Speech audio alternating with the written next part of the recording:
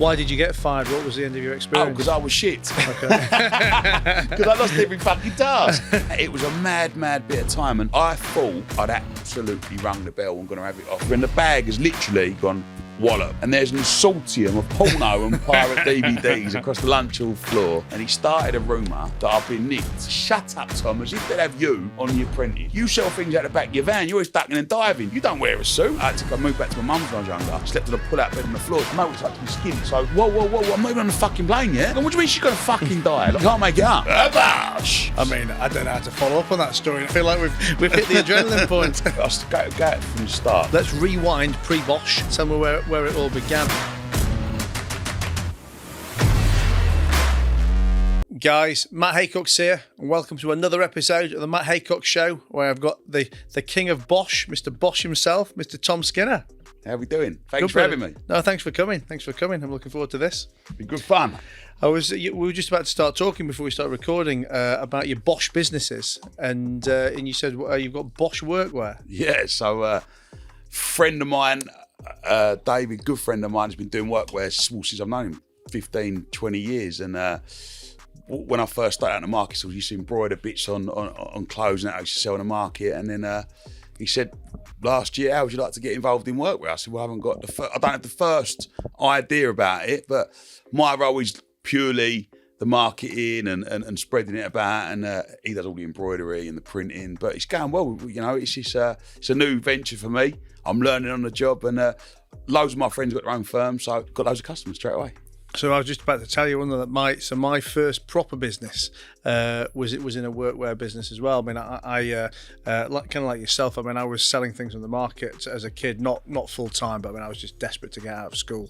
Well, not get out of school, but desperate to make some money so that I could go into business and avoid university when I finished school. I kind of convinced my parents to let me have a gap year to go and do some work. And my dad at the time just happened to have invested in a corporate clothing business, like corporate clothing, career wear, workwear, and at the time it was kind of big contract stuff, like Arriva buses, Metro bus, big stuff like that. But long story short, I've talked about this story 100 times on my podcast, so I'll summarise it for you. It was a failing business that my old man ended up letting me take over, and we took it from a small number of big customers to lots and lots of smaller customers, but in 2 or 3 specific verticals, which was security guards, drivers, nurses. So yeah, I mean, I kind of cut my teeth from 18 to 21 selling high-vis jackets and polycotton shirts, and we had a little embroidery machine at the back of the warehouse doing all that stuff as well. It's bringing back memories.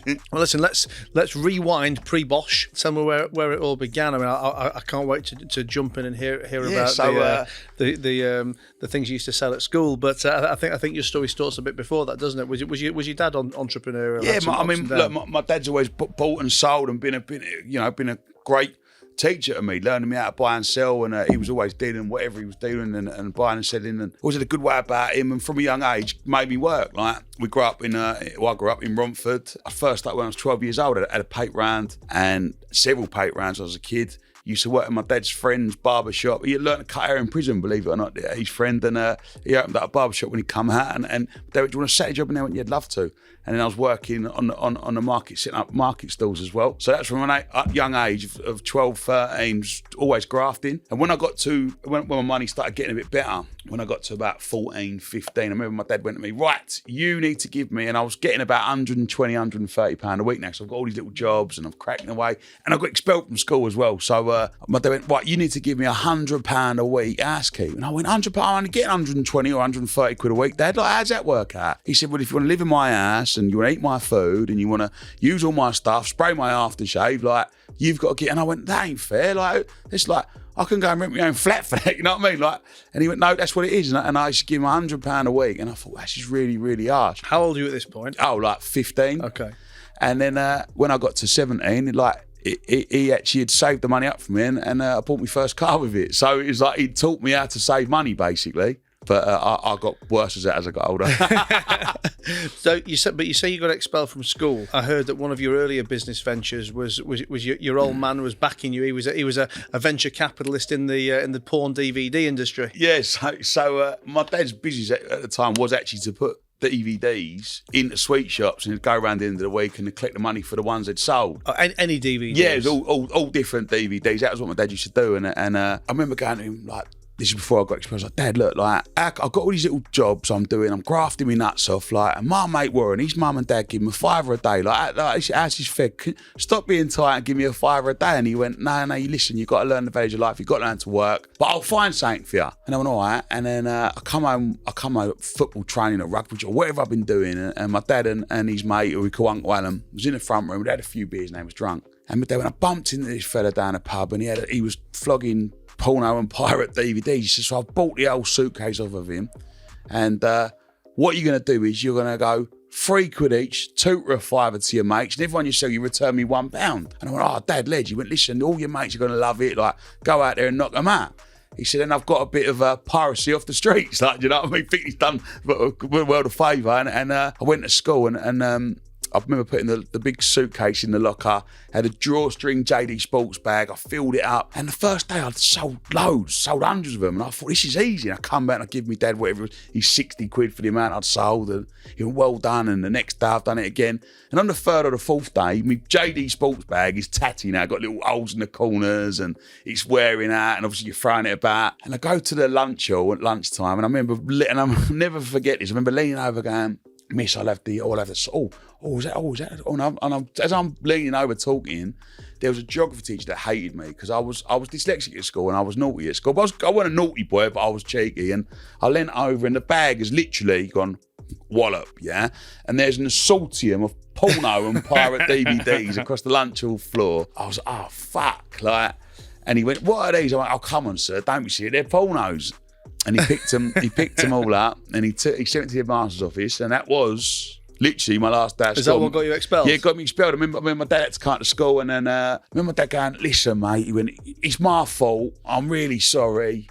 Like, I'm just trying to teach him how to buy and sell. That's all it is. I'm trying to teach him how to graft. I've done him being a poncer for me, nicking fivers and tenors. He's got his little jobs and he wants to be an entrepreneur. And he must, well, shall I call the police? It's illegal. My dad, oh, fucking don't be a grass. And then literally, bang, I've been expelled. And that was it. And then I went to work from a young age. So obviously your dad's an entrepreneur. Is it just the fact he was an entrepreneur that you kind of trace your entrepreneurial desire and roots back to? And what when you were, I guess, 6, 7, 8, 9 years old, I mean, how did you plan your future? I just always remember, like, my dad and his mates, he was always in the pub on a Friday night. They was always like taking my mum out like for a nice meal. Like, it was a decent motor, like, and all his mates did as well. And they was always like grafters. They weren't 9 to 5ers. They was like ducking and diving and doing their bits and pieces. And I always wanted that. Do you know what I mean? Like, I always wanted to buy and sell and be my own boss. But you just wanted to earn money, wasn't that? You never thought, I want to work in that industry. You just, I want to have a few quid in my pocket. And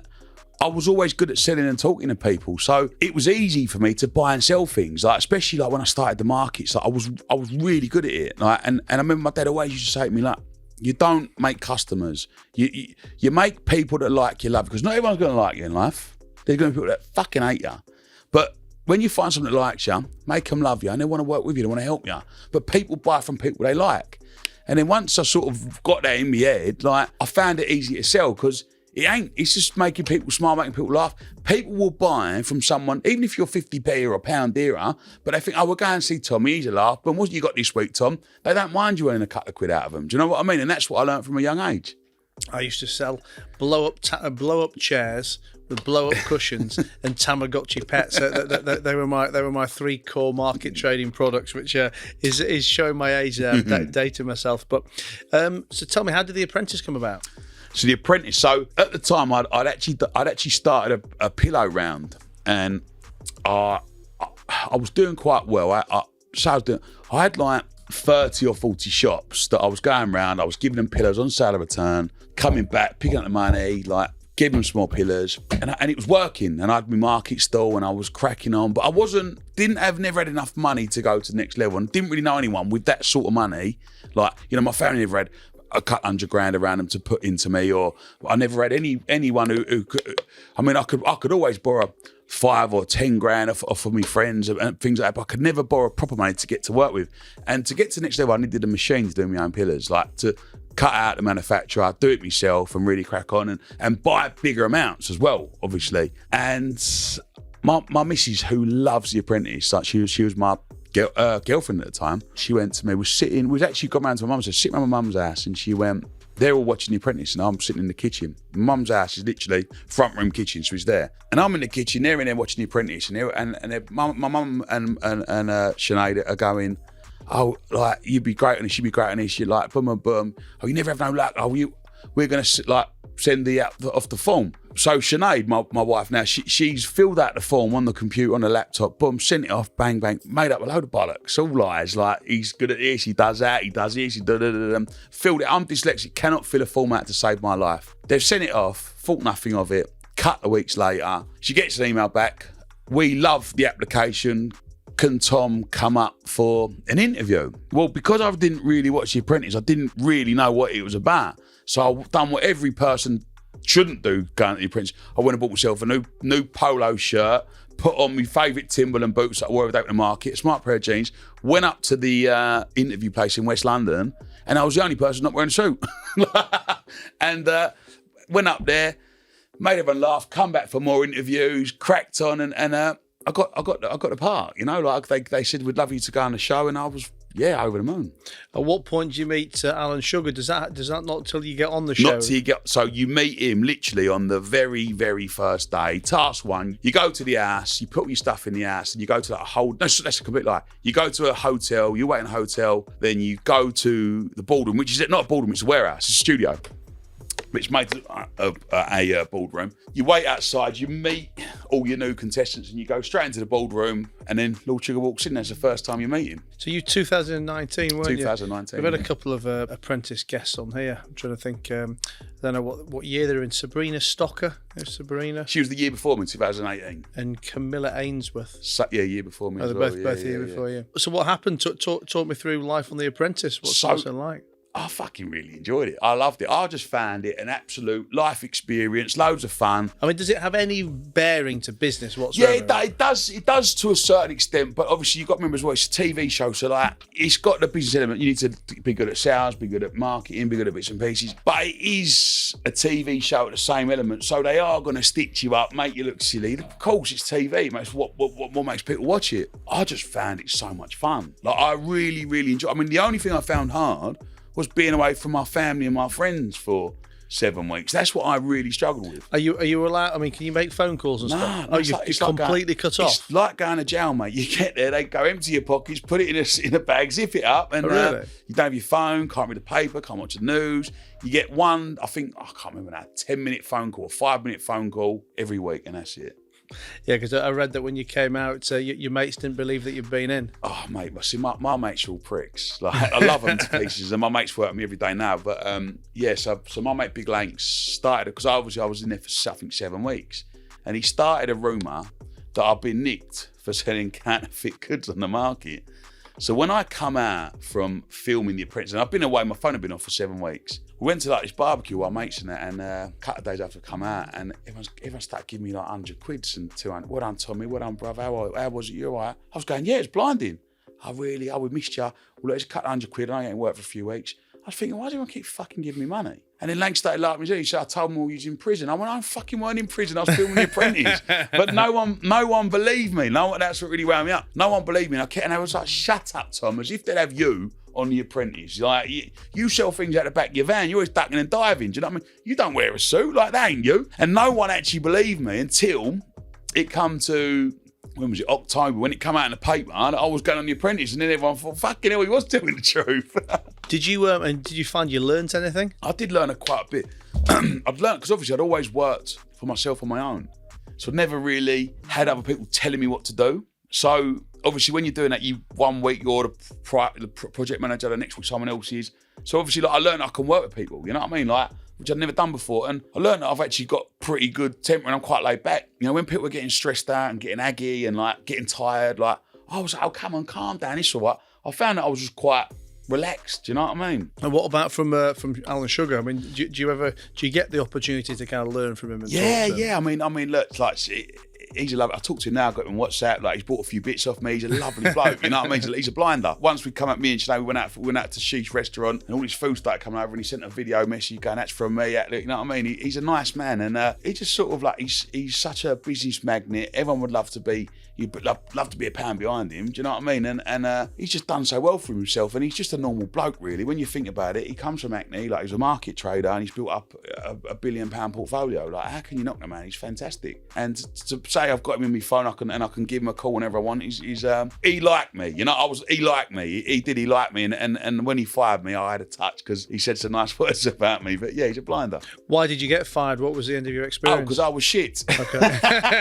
Because I lost every fucking task. I didn't win any. I didn't win any tasks. I won one task, but I lost every single thing. But it was funny. But when he came at the end, he said, "Remember this shit?" When he went to fire me, and I thought, "Fuck me, he's gonna fire me. He's got to fire me." Like, and I remember sitting there, and he went, "Tom, if I was at a general and I was at war, you know, I'd want next to me in the trenches, you, not no one else." And I thought, fucking hell. He said, "But we're not at war. We're not in the trenches. It's a business show. You're fired." And I thought, how lovely.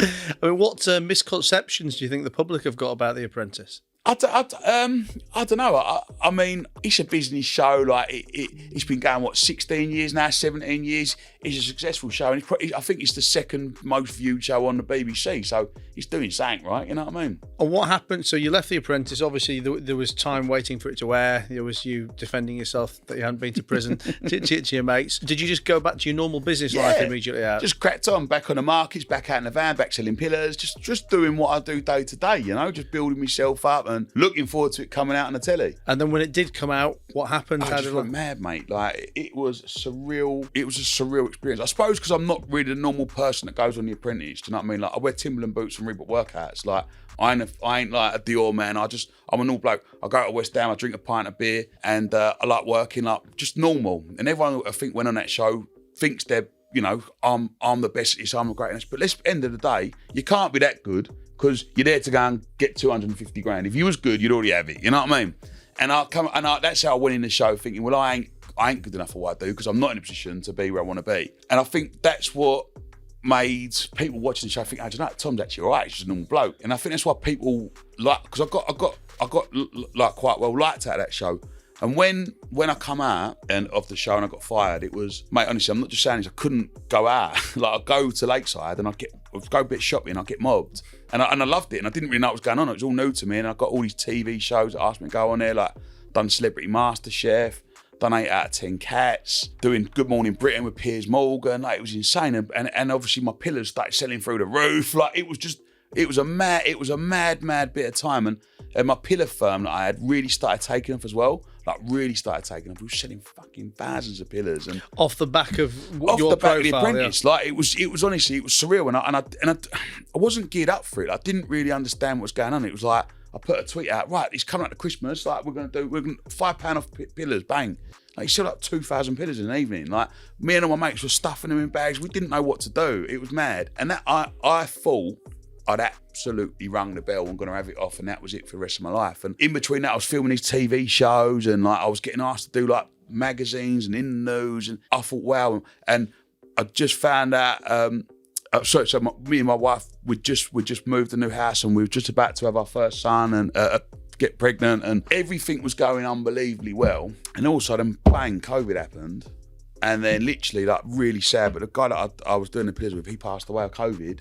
So I couldn't get any more pillars, right? I couldn't buy any more pillars because that had shut. All the TV that I'd lined up, I had all these shows lined up. They stopped filming because of COVID. And because I'd been like wasteful with the money, not wasteful, but like, I was like, you know, I'd put money into a warehouse. So I'd like to find like 10 grand a month rent. And like, I just moved into a bigger house. I just bought myself a big car. Like, I had all these overheads.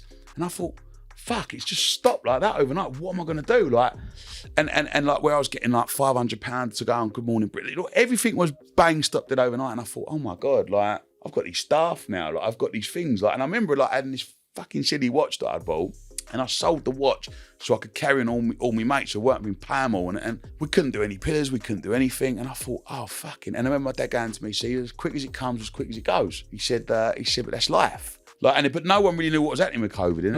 And I remember thinking, well, this is a load of bollocks. I didn't believe in COVID, really. I thought I knew there was obviously a virus or something going on, but I didn't thought I needed to shut everything, lock everyone indoors, not let people see their family. Like, it was a really surreal time. So with the bit of money I had, I remember with my mate Big Lanks, I found a van there that was still open in the first week of COVID, and I rung him up. I said, I just sitting at a brand new Volkswagen Craft, a big gold van, and rung him up. I said, can I come down and see you? I know you're not meant to be. Can I come buy that van off you? And I drove down there, and on the whole way there was thinking of things we could do, like, bang, what can we do? How can we make any money during this? Like, this is. But why were you going to buy the van? So why? No, because I just wanted to get a van. Okay. It was like this, but I was thinking if we got a van, because I've always thought of boom, boom, boom, have a van, get to work, bang, bang, bang. And we're driving down to get this van. I've missed a little bit out here, sorry. This is a little bit way the wrong way, but I'll tell you. So I've gone down, I bought this van, and on the way back, speaking to a friend of mine who I was selling pillows to, and he was like, I can still sell mattresses, because mattresses are seen as key workers. Essential or whatever, yeah. It's essential. And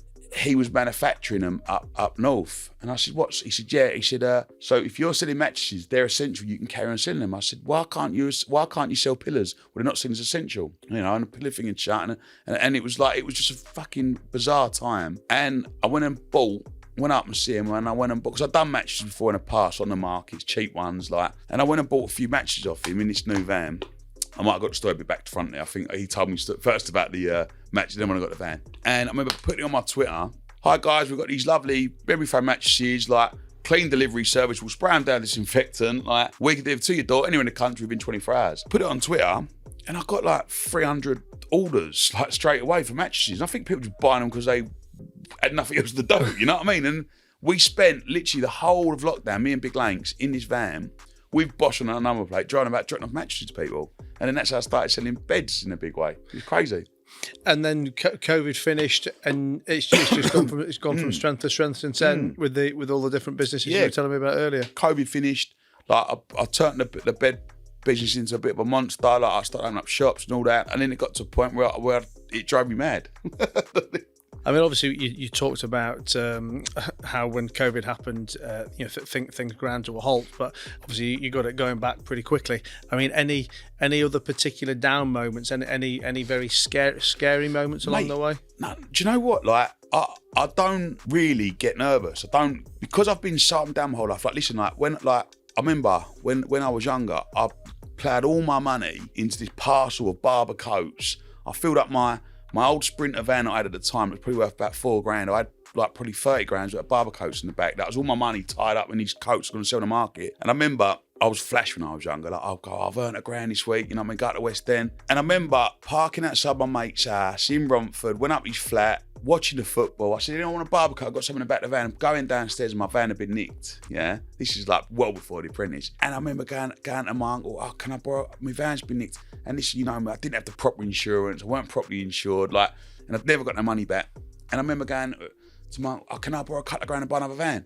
Wait a minute, you telling me how much you earned $3,000 last week? Oh yeah, but I earned it out. Why ain't lend you nothing? You just gonna, you know what I mean? And I think that sort of taught me as well to like just be resilient and crack on, because I been down there. Like I had to go move back to my mum's when I was younger. Slept on a pull-out bed on the floor. She had two up, two down house. Do you know what I mean? Like, I know what it's like to be skint, so I'm quite resilient and things don't really faze me. You know what I mean? But it doesn't worry you to be skint.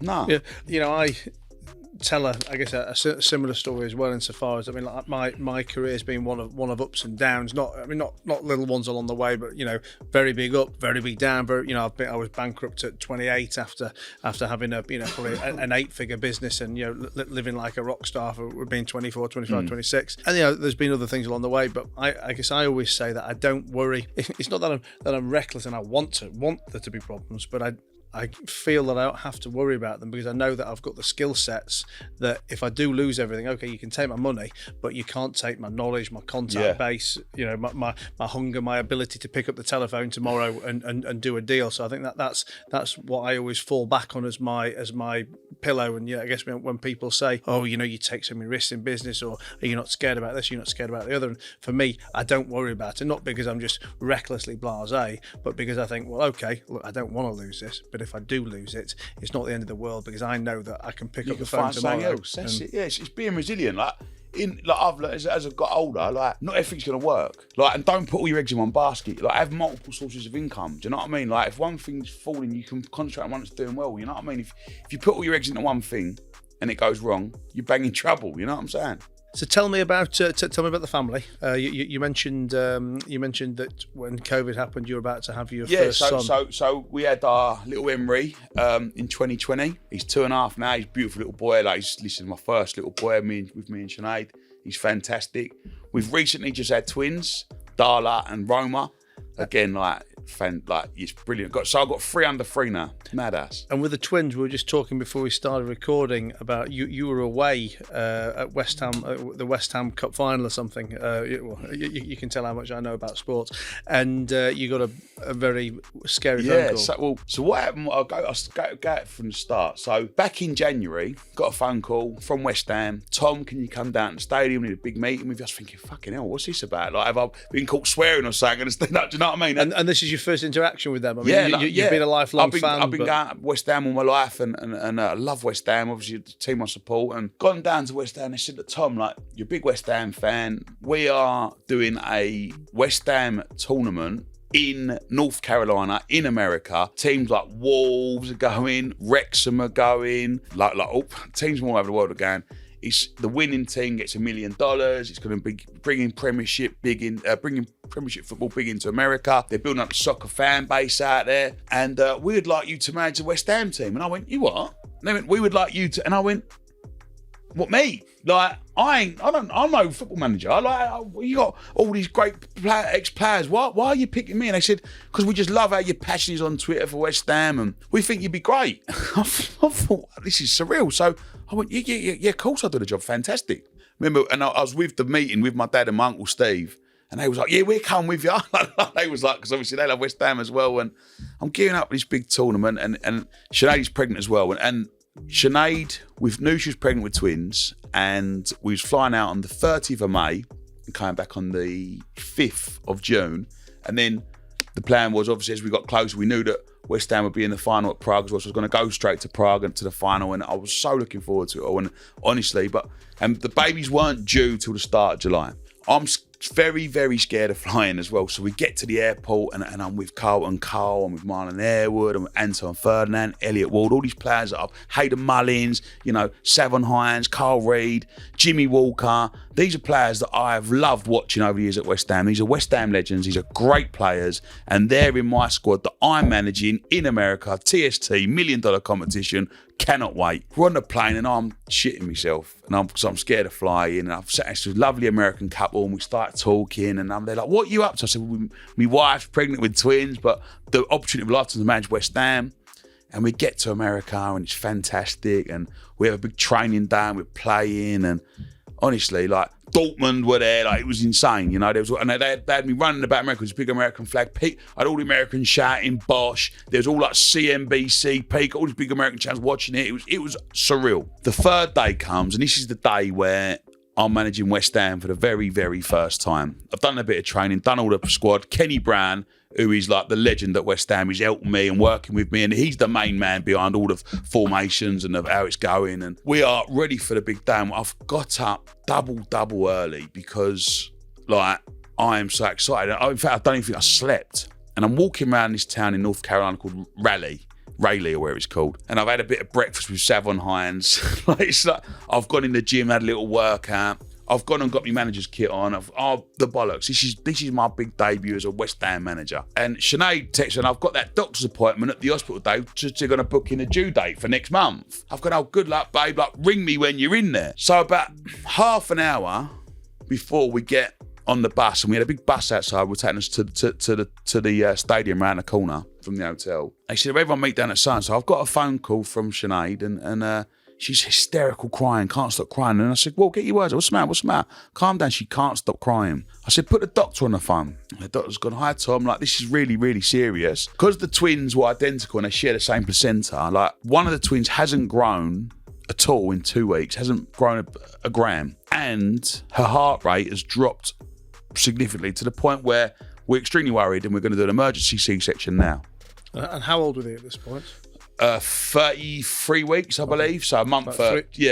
So just over a month, or just saying 2 months early, isn't it? No, saying that. No, just over a month earlier. I think it's twins come out 2 weeks earlier. Oh, okay. So I was like, fuck. So I was like, what's happening? So, well, we're gonna look at it now, but we're gonna get her in the surgery this morning. Like, I thought, fucking hell. Like, I'm fucking 12 hours away. Like, what do I do? So I'm 8 hours. What do I do? So now I've just started crying. I think I'm going to lose my wife. But I remember going to my wife, look, listen to the doctor. Everything will be okay. You'll be fine. I'll be home. Don't worry, I'll be home.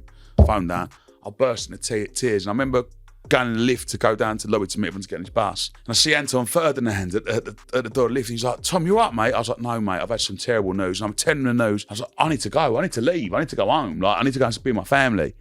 And I had to, and literally the West Ham guys went, well, look, the stadium is on the way to the airport. So everyone get on the bus. We'll drop the players at the stadium. Then you'll go to the airport and you'll fly them. I went, oh, fucking brilliant. But I've got to get a flight. So we dropped the players off. Everyone's giving me a cuddle. Good luck, Tom. Wish everything with the twins. I said, thank you. So, and I'm in hysterics. I'm so emotional. I think I'm never going to see my wife again. I think that's it. It's going to be me and my little boy. Got on this big school bus. We've driven to the airport. The guy there was a legend. He was like, I can't really go on the interstate, but I'm going to do it for you. And we got to the airport, and there's a massive queue. And we've got to the front of the queue, and I've got straight to the desk. I've gone, I need the next flight back to Heathrow. And she's gone on her computer. And she's gone, Tom, there's like no flights. I'm like, when is the next flight? They're all fully booked.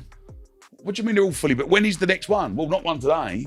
I've gone, for fuck's sake. Like now, I'm like thinking, I need to get home. It's an emergency. She's gone, right, I've got one, but it's in 4 hours. But you need to fly from here, Raleigh, North Carolina, to Philadelphia. And when you get to Philadelphia, you've got to wait 15 or 30 minutes and you get a connecting flight going to Heathrow. I thought, fantastic, I'll have it. It's 4 hours, 4 hours.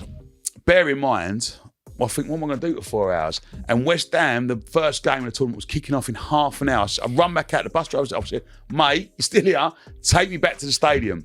I come running back, I literally made it within seconds. I run on the pitch, jumped over this fence, got on the pitch while I was giving their team huddle. And Kenny Brown was now going, let's do it for Tom, let's do it for his wife, let's do it for his twins. And I went, I'm fucking back. So you got to be the manager for the game? I was like, look, the plane's up for 4 hours. The biggest thing in my life, managing West Ham, is a dream of mine. I'm not missing this. Like, let's do it. And I'll give this speech like you can't believe. I was like, bang, this big motivational speech come out of me from nowhere, and I was going, and you might like, boom, boom, boom, talking. We got battered 4-2. And then I said, right, guys, I've got to go. Went back to the airport. And I was at the airport. Sinead's sister rings me up now, and I thought everything's right. Like, I've got the plane, and she's crying. Tom, it's not good. She's going to surgery now. But I thought, whoa, I'm not even on the fucking plane yet. What's happening? Like, boom, is she okay? Is she okay? Well, there's so many doctors now. I don't know what's going on. She's gonna die. She's like, what do you mean she's gonna fucking die? Like, and I'm like, now I'm getting all emotional again. We've gone through security. I'm going through security like a shaking mess. Don't know what's going on. Got to the queue for the plane, and obviously these little planes, they're like buses. There's so many of them, and we're about to queue up to get on this plane. This one going to Philadelphia, and as we're queuing up, we're going through, and then I get a text, a picture of these. I get a text from the sister of these two babies with loads of wires and marks. Oh, it was horrible, like scary. The two babies are born, Tom. So now I'm sitting on the plane thinking, fucking hell. So I put, how is my wife? How is Sinead? Question mark, yeah. As I've done that, the plane is taken off. You can't make it up. So I'm looking, lost signal, and where it's only an hour flight, there was no Wi-Fi on it. So I didn't know my fucking wife's still alive. And then as we're flying, it's only a 55-minute flight. We are coming, and the captain goes, right, cabin crew, prepare for landing. Like, we're coming down to Philadelphia. We'll be landing in like 8 minutes or something, yeah? As we're coming down, this only fucking happened to me. I'm scared of flying. I'm talking to this old lady. She's going, oh, my husband was in the Navy. Like, he flew jets off. And I'm talking about planes because you can see I'm nervous. As we're coming down, we must be 100 foot off the ground. Wheels are down. I can see fucking people's faces. I can see cars. We are low. As we're coming down to fucking land, the captain gives it brace on the thing. I fucking scream. Everyone's screaming. The plane has gone literally back up like nothing I've ever felt. Literally like steeper than a takeoff. Up and then gone right like that. I'm thinking people screaming, all the things, luggage is falling out. Some lady stood out. I've nearly fallen and grabbed it. Like, it's just gone mad. There's food, drink flooding down the aisle. It's literally like that. I've never seen it so steep. And I was like, well, and all of a sudden, after like 2 minutes, he levelled out. He went, ladies and gentlemen, like, I'm really, really sorry, but we had a terrible thing nearly happen. Like, He said, we'll be giving out coupons after the flight. Basically, like the radio control tower allowed someone to taxi onto our runway as we're going to land. Like, he doesn't. He went, I've been flying for like 38 years for Delta Airlines. This has never happened, by the way. Like, I'm so sorry. We're fine. We're okay. We're trained for procedures, but obviously we couldn't land because there was a plane on our runway as we're coming in, pulling out onto it. Like, how the fuck does that happen? That only happened to me, right? So we've flown back round, come back and landed. Well, now, but he's then give it. Oh, but anyone for the connecting Heathrow flight might not make it. So like, they've given out these fucking coupons like for the stress as you get off the plane. I'm thinking, fuck the coupon, I want to get the flight. I've run like I've never run before, and I've got to the gate Heathrow and it went delayed an hour. And I thought, how's me fucking luck? I looked at my phone as well, and I got a text from Siobhan, Sinead's sister, my wife's sister, going, Sinead's okay, she's in recovery, she's asleep still, but she's okay. I thought, fucking hell, like, oh, it's all right. I said, well, I thought I ain't going to stress them out on my little fucking flight. That just happened. I got to the gate, I said, it's now. I said, you know what? I said, just fucking upgrade me at first class. Like that. I said, I don't care what it costs. And I had a couple of $1,000 on me, or whatever it was, probably a few $1,000s on me. And I've pulled them out of this bag.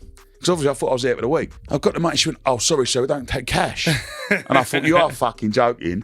And luckily, this person next to me went, oh, yeah, geezer next to me went, don't worry, whack it on my credit card, I'll take the dollars. It's a great exchange rate. So I went, sweet, like that. So that was paid for. And I remember getting onto this, and I haven't slept now, and I got onto this flight, and I'm sitting in the lovely big seat, and I'm fucking and I thought, right, Sinead's in recovery.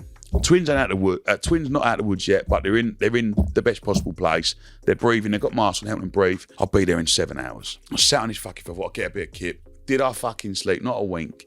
And as we come into land, I've texted Colin, my driver. I said, mate, make sure you're outside. He went, Tom, I'm already here. Don't worry. He took me, bang, picked me up, went straight to the airport, straight to the hospital. And Sinead, bless her, she was like out cold, bless her. And the twins, when these little, they was £3 each. They was tiny little bubbers. Wow.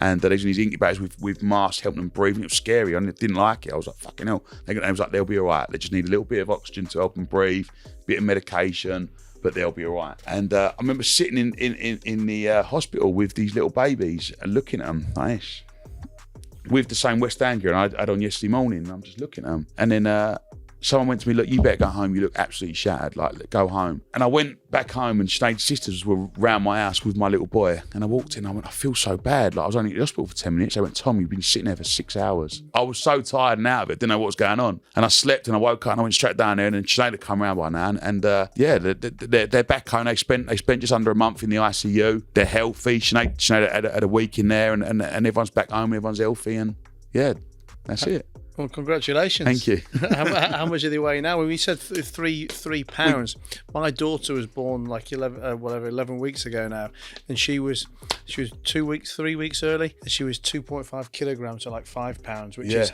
at the bottom end of the scale for like a completely healthy. Yeah. But, I mean, she was fucking microscopic. So I mean, like you're almost half of that. Well, their skin was all wrinkly where they had no fat underneath it. Like they was tiny, bless them. And we got them weighed last week. They're 6 weeks old this week, and they're £5.9 and £6.1. Okay. So they're growing, they're doing well, and yeah, mate, loving it. Congratulations. I mean, I don't know how to follow up on that story now. I was about to ask you about handling stolen goods in 2011. I mean, I have to park everything else. So I feel like we've hit the adrenaline point. Mate, don't worry about that. I've got loads of stories.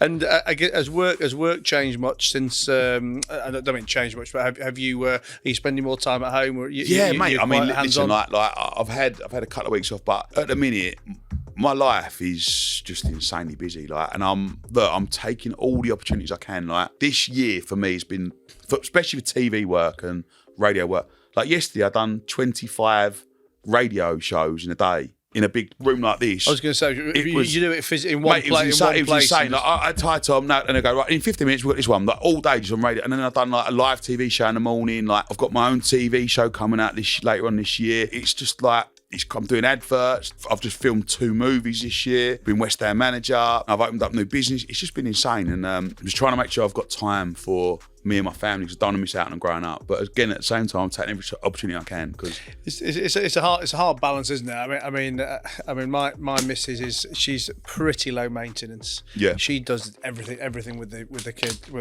I'd say kids with the baby. I mean, she wants to do all the night, all the day feeds, all the night feeds. I mean, she wants to do everything, and it's good for me because look, I want to do as much as I can as well, because I want to be part of this thing. But I'm also a realist, and everyone talks about this amazing time, but the reality is the kid fucking sleeps 22 hours a day. So as long as I'm there, for an hour or two, and I can feel like I've taken a bit of pressure off her, I can kind of get back to work, and it's that balance. I mean, I couldn't sit at home for the first 3 months and do fuck all. Well, we wouldn't be able to afford nappies if that was the case anyway. But yeah, no, it's a fun time.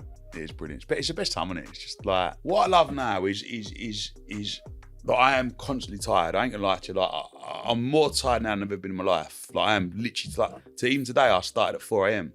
It's like 7 o'clock, 7:30. But I love doing these things. I love meeting people like yourself. I love talking. But then when I get indoors and I'm shattered, I just see my little boy.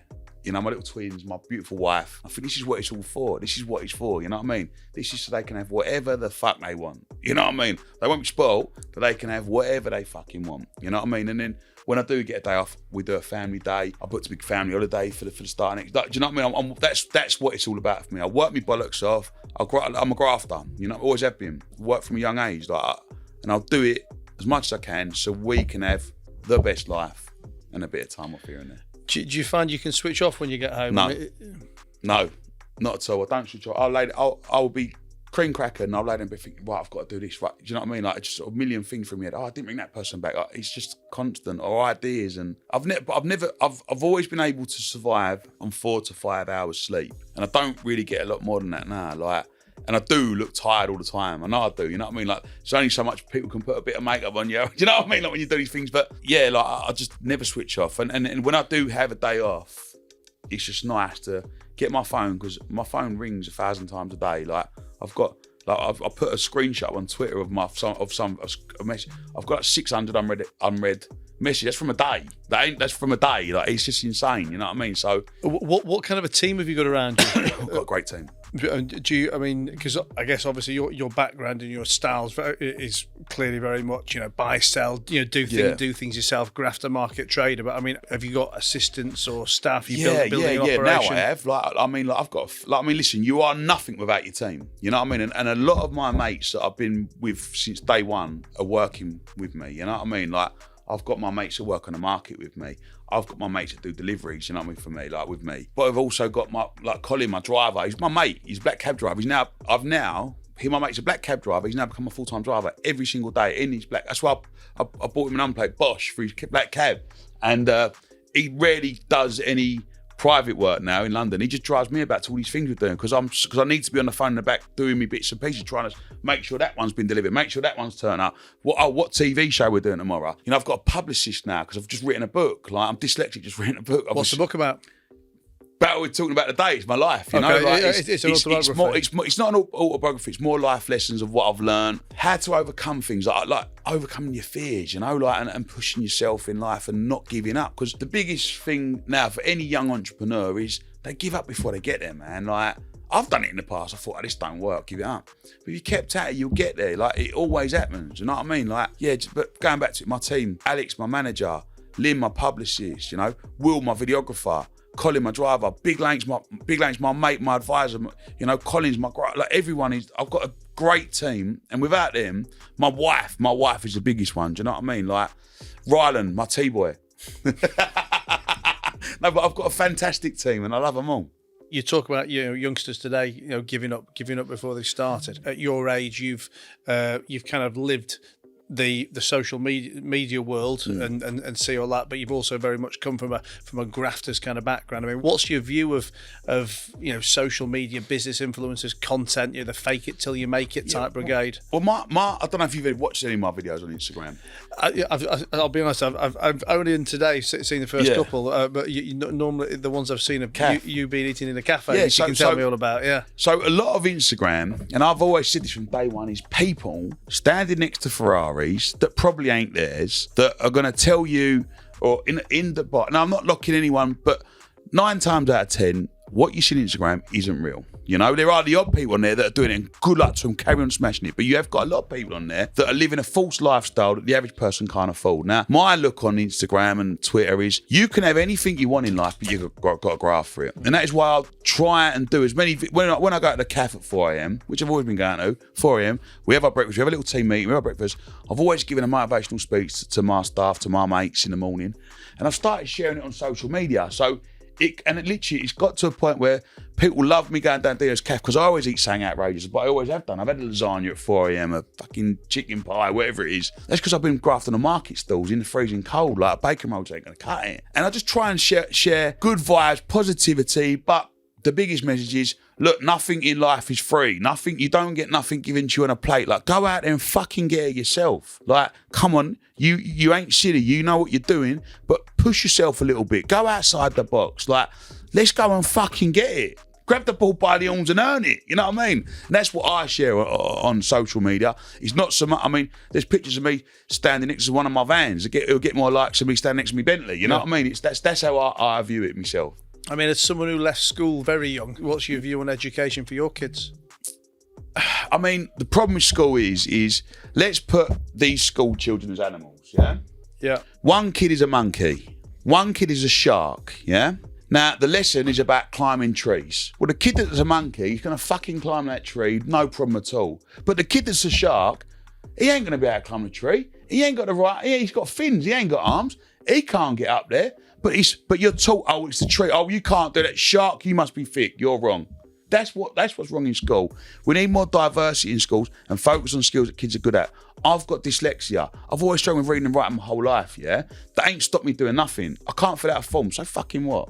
You know what I mean? Let's try and teach kids in schools things that they're good at. Because let's be honest, how many times, and let's be honest, really do you use what you've learned at school? Why are we not teaching kids in schools basic things like doing the fucking ironing, yeah? Like, or how to go and get a mortgage, how to open a bank account, because I didn't know how to do all that.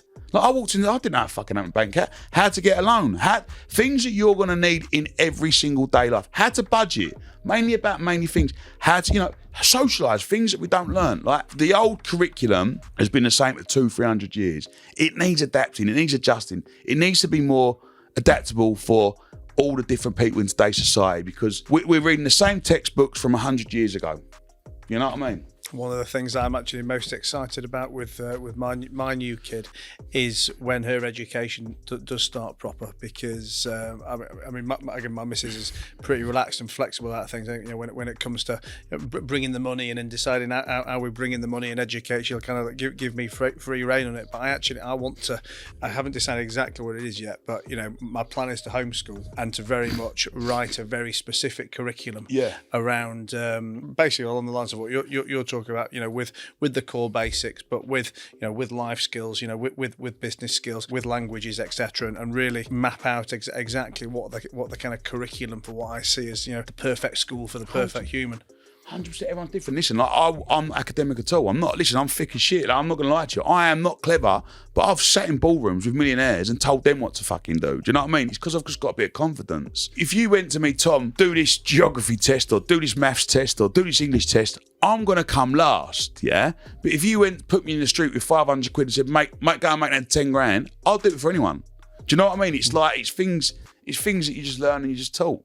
You've talked a bit about politics and your desire to get into politics or be a politician. I mean, is that something you're serious about, or it's just a bit of banter? It is a bit of banter, because I can't really see me in Parliament giving me orders about. I don't think I'm the right person, But I do think it's wrong. Like, listen, people can't afford to fucking pay their electric bills at the minute. Yeah, like, people are starving alive. Like, you shouldn't have to choose whether you turn on the electric or go and put food on the table. That shouldn't be an option in society. Not in somewhere like England, especially. You know what I mean? Like, I'd love to be in politics. I think just too many people in politics don't know real life. Like, how many politicians, and they're early on theory, I know that, but how many fucking politicians know what it's like to have a bailiff knocking at the door? Know what it's like to say, I've got 20 quid to last me at the end of the week? Know what it's like to know the gas, the electric meter's run out and I ain't got no money to put no electric on and I've got a fucking baby crying indoors? How many people know what it's like to go and get robbed and have nothing? How many politicians know what it's like to be like that?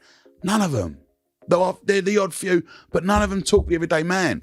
We need everyday people that have been successful in life running the country, not people that haven't seen real world problems. If we have people that have seen real world problems, there'll be a lot less issues, a lot less crime, a lot less drug problems, a lot less educational problems if real life people were in power. Fact.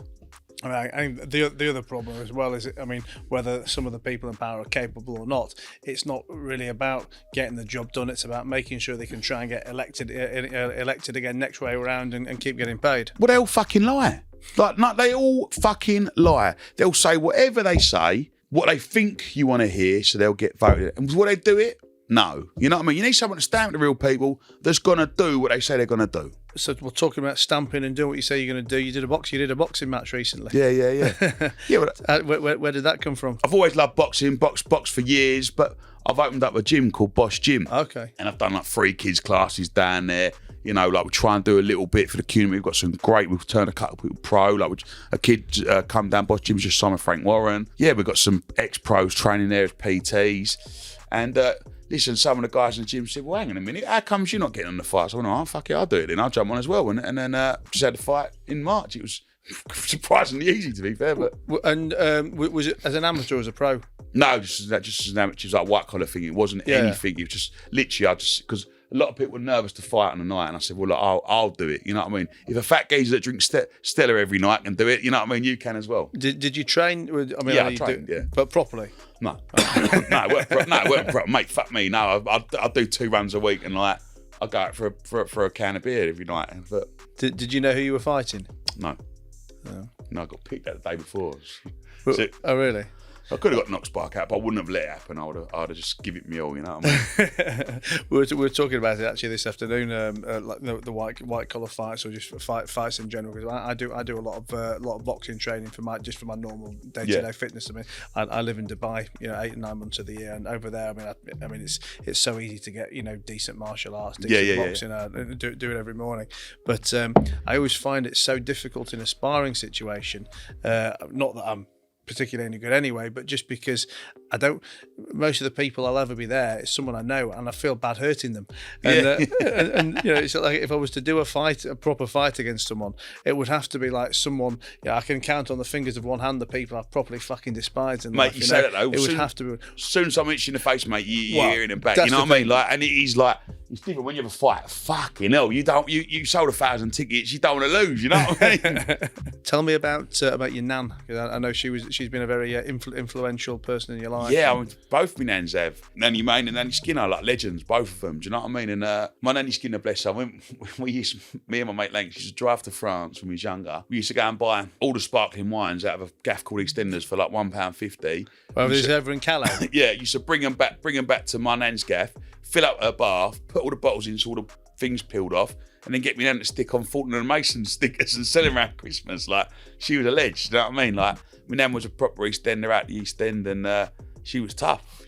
Both my nans were tough, you know what I mean? They was legends. So they just taught me how to stand up myself and no nonsense. You've clearly had so many influential people around you, and even at your relatively tender age, I mean, you've got hours of stories and years of experience to give. But I guess if you were to to wrap this up now, if you were to look back on your teenage self after all the things you've learned to date, what would be the 1 or 2 real key lessons that you'd want to give yourself? Probably to save more money when I was younger, because I was very, very good at earning money, but I was even better at knocking it out. Like, if I had good work and earned $5,000, I'd spend 5.5. You know what I mean? I got in that mentality as a young age, and it always made me want to earn more money. Like, I'd be in the Novikovs and all that. Really, when I didn't own an ass. It was now. Obviously, I've got older. I mean, as a young age, I would be much further on in life now if I'd learned how to save properly at a young age, because I was always been good at earning money, but knocking it out, I was the king of it, It's really funny, sir, because I mean, it completely resonates with me, and and I was the same, always been a good earner, always been an even better spender, and it's only over the last, let's say, I mean, honestly, really only over the last 3 or 4 years that I've really started to, away from the businesses, invest more, save more, put more away. But and I have similar advice to anyone now, because I think there's a figure, and I don't know what, everyone's got their own different figure, but I'm really addressing business people here who are earning, not because obviously we've talked about the man on the street who's got to decide, does he eat or does he put the electricity on? Okay, it's not a realistic conversation for them. But as a business person, if you look back at yourself now, you could pick a figure, whether it's £100 a week or whether it's £1,000 a week. There's been a figure for your entire life that you could have put away that from 16 years old every week. Like I say, whether it's 100 quid a week, some weeks you could do five, maybe some weeks you could do £5,000, and you could put it away without it even noticing. Cool. I mean, like, not even noticing that figure. And I think if I look back at my life, averaging out, because obviously in my darkest times I could have done nothing. In my best times I could have done 10 grand a week. But I could have easily put a grand or two a week away every single fucking week, averaged out for the last 15 to 20 years, right? Without noticing it, and and compounding out. And it's such a simple, as most pieces of advice are so simple but so good. And I always used to look at, I remember my dad, and my dad used to say, I don't have a pension. He was really proud of the fact that he didn't have a pension. He was like, oh, my business is my pension. And when I look, I used to listen to it at the time, but I look back at it and I think it's one of the stupidest pieces of advice I've ever heard. Because again, really all your pension is a tax wrapper. Why would you not take advantage of having a tax wrapper, and why would you not put that money away when you don't even notice you're putting it away? So great advice, mate. And I think for anyone, no matter how much you're earning, as boring and simple as it is, you've just got to do it. If you can afford to like you said, a little amount. If it's 10% of what you earn, 15% of what you earn, just fucking stick it in a bank and don't touch it. Don't have to keep it. And I promise you'll have whatever your goal is in so many, you know what I mean? 100%. Well, listen, Tom, it's been a pleasure to have you here, mate. Great stories, great advice, and I look forward to sitting down with you again in the future for a round 2. Loved it, mate. Thank you very much. Thank you.